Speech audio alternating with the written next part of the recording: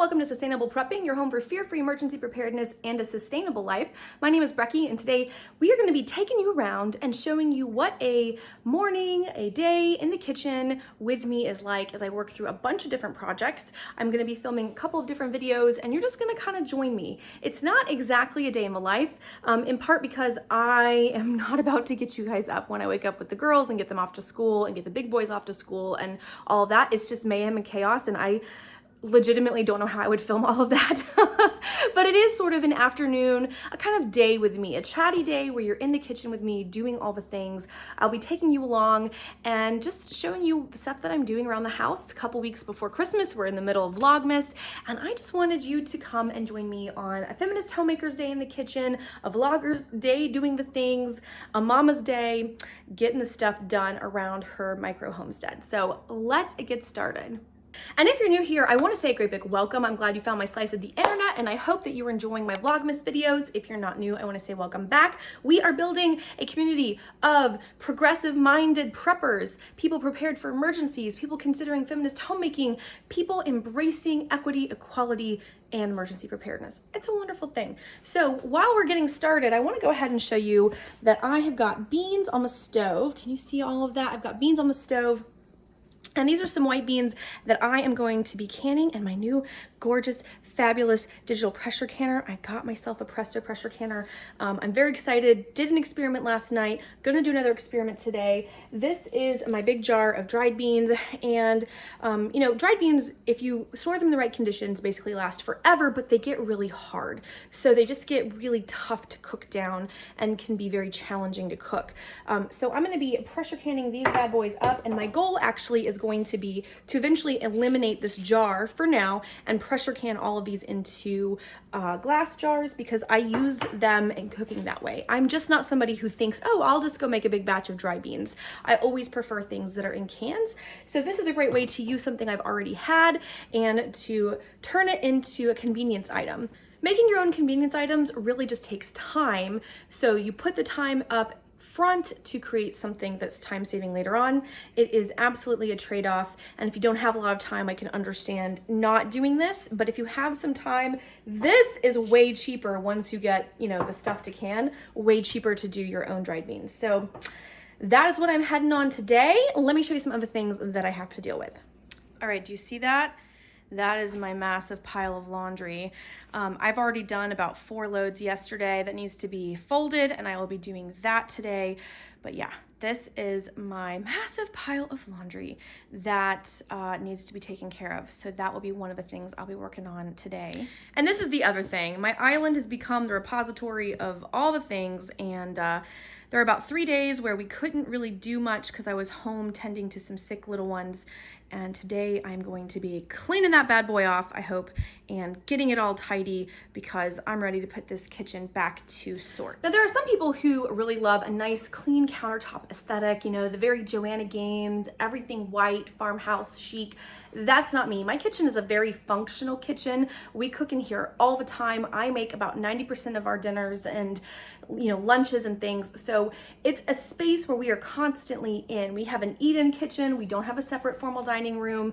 We live in a townhouse, so it's a very small space, very tall, narrow space. So this is a used kitchen. This is never going to be the aesthetic Pinterest kind of kitchen. I like having my kitchen gadgets on the counters. I like having things where I can see them visually.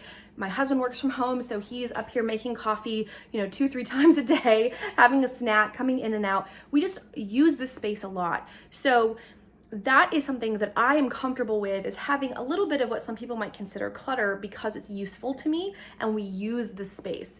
But I do want to get my island cleaned off because it's just become this like dropping point. And I think today is the right day. So I'm gonna load some dishes. I am going to watch these beans, and then I'm gonna get a load of laundry going, and we're just gonna kind of chat our way through the day, chat our way through what it means to keep a home, what it means to do that from an empowered place and not feeling like it's a requirement, right? Like you have to be the person who keeps the home. I keep thinking about how we balance that and the role of choice. But you're gonna join me, and we're gonna chat, and we're gonna do the things together and have a cozy afternoon in the kitchen, you and me talking about sustainable living and how it is a part of our daily lives.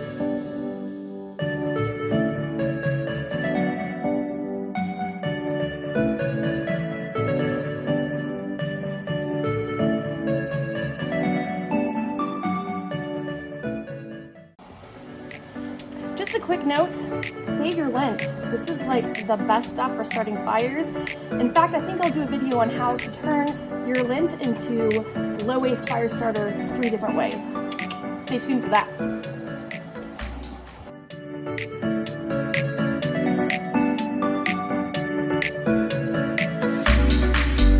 All right, kitchen time. I'm going to take you through as I can all of these up. You will see this also in my review of the digital pressure canner, but we're going to be canning these up. These are the cannellini beans that have been simmering for 30 minutes. Let's get hopping.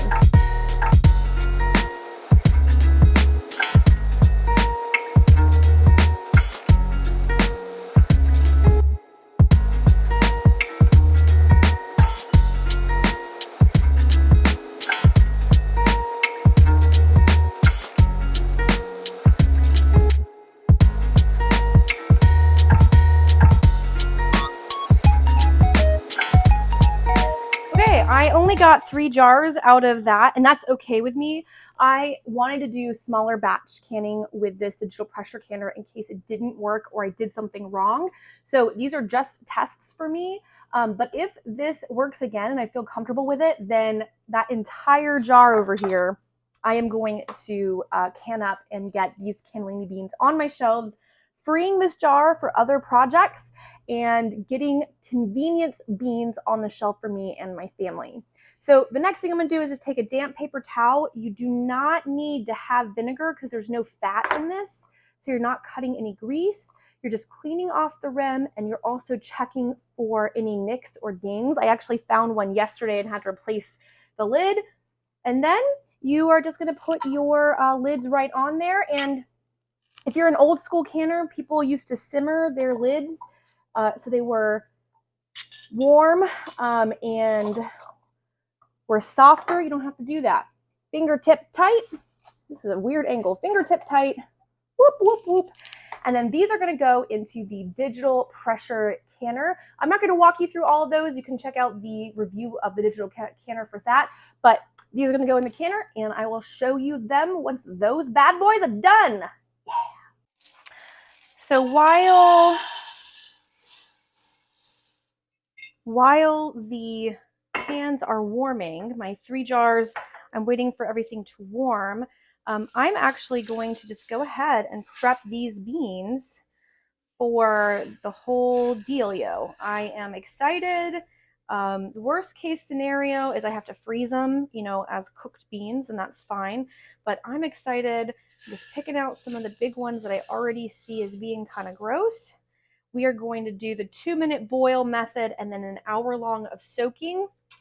And then you simmer for 30 minutes. And realistically, by the time I get through all of that, because I can let these soak for more than an hour. So if I let that go, it's going to take about 2 hours to heat up and process and cool down the jars in the pressure canner. I can bring this up to a boil, let it soak for an hour and a half, 2 hours. And then as those are getting ready to be done, I can be warming up jars and doing the whole thing that way, which would be pretty sweet. And just keeping this thing moving through the kitchen. And that way I'm being hyper productive. I'm turning this into convenience food I'm going to use. And I'm using the time that my girls aren't home to do some of this stovetop work that I wouldn't necessarily want to do if they were running around, at least at the age they are now. So this is super helpful. My dishwasher's going. Got to switch the laundry. Got to finish folding laundry. Lots to do, but I've got more beans ready to do the quick soak method.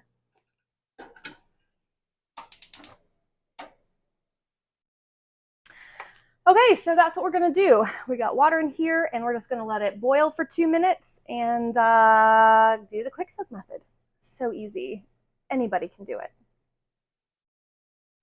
As you can see, I had some damaged audio. I am learning how to use my mic, and somehow it wasn't connected, and so you can't hear me telling you about how my island is a central drop-off place in the family. That green bin is used as a makeshift laundry basket since we had so much pile up and I wanted to deal with all the laundry, clear off the entire island, and get it a little bit more functional. Those two doors are to our stacked laundry. So laundry's right in the kitchen. It gets very messy very quickly. Things pile up right as you walk into the kitchen, right on the island. Everything happens right there. So I think I'm walking you through why it's so important for me to get that straightened up and get it tidy.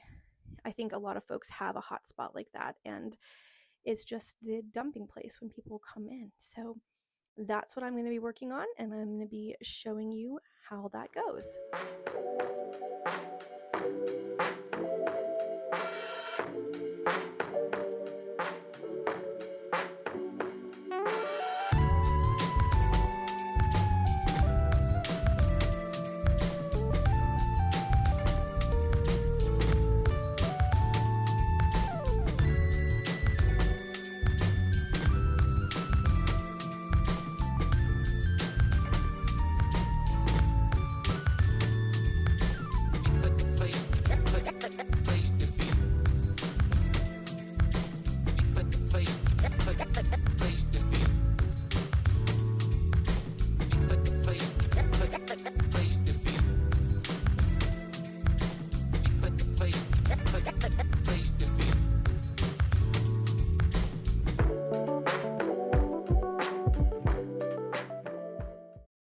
And look at this. This is the cleaned off island.